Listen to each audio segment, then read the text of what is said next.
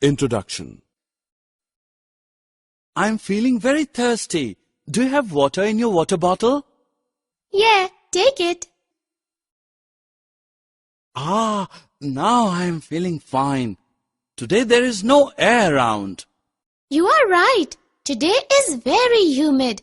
It is reported in the morning news that today's weather will be humid and it may rain. Children, in this lesson we will learn about air, water and weather. Objectives. At the end of this lesson, you'll be able to tell the importance of air and water, explain the composition of atmosphere, describe water cycle, define weather and explain various factors on which it depends. Differentiate between weather and climate. Air is very important for almost all life on Earth, including plants and animals. Plants need carbon dioxide from air to do photosynthesis and releases oxygen into the air. Human beings and animals need to breathe air to get the oxygen they need to survive. Do you know the atmosphere surrounding Earth is full of air? But what is this atmosphere? Come along to know. The atmosphere is made up of mixture of gases, primarily nitrogen and oxygen, that wrap around the Earth like a blanket. Without the atmosphere, we would not be able to live here. It protects us from the dangerous rays coming from the sun and make Earth as a perfect habitat for plants and animals.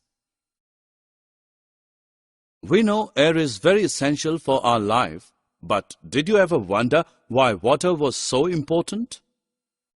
Yes, we need water to drink, to bath, to cook, to wash our clothes, to water plants, and for so many other reasons.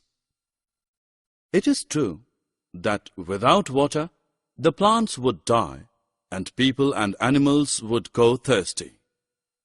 So, children, save every drop of water and don't let it go waste. Water is the most abundant substance present on the Earth. In fact, our Earth's 70% surface area is covered with water. Do you know Earth is also called as a blue planet because when seen from the space, it appears blue due to water. Water exists in 3 states: solid, liquid, and gaseous. Ice, snow, and frost are examples of water in the solid state. You see liquid water in rivers, lakes, ponds, sea, when it rains, and the water coming out of a tap.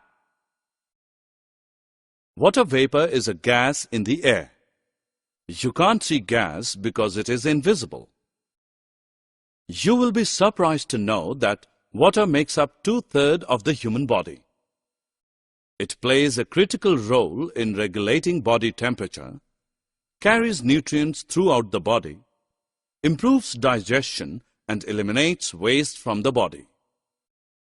Drag and drop the correct option into its respective place. Have you ever wondered where does all the water in rain come from? Well, there is always a certain amount of water vapor in the atmosphere. It comes from the Earth's surface water like oceans, rivers, and lakes. The heat of the sun heats up the water from the surface of these reservoirs and changes water from the liquid state to the gaseous state. This is called evaporation. High up in the atmosphere, water vapors cool down and form clouds. This is called condensation. When the water molecules in clouds begin to collect, they form bigger droplets and fall down as rain, snow, or hail, depending upon the temperature. This is called precipitation. Finally, the water reaches the water bodies and gets collected there. Well, you can see water is constantly cycling from land to air and back to land again. This process is known as the water cycle. Therefore, kids, water on our earth will never come to an end. Hey, did you check today's weather forecast? No? What is this weather?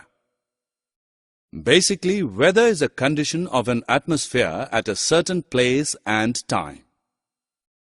Well, the weather depends on many factors such as temperature, humidity, and air pressure.